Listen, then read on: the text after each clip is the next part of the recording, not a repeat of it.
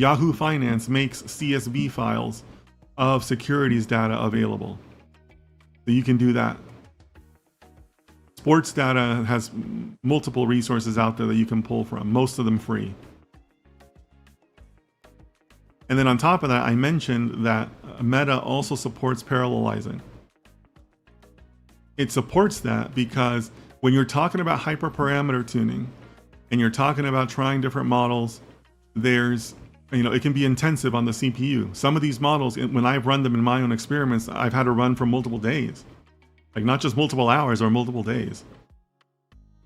So some of these efforts can benefit from the parallelizing that that the Prophet can do. On top of that, these large-scale efforts, and I mention this because some of you asked me about becoming a quant. So in the quant world and in other worlds, there is a something known as alpha farming.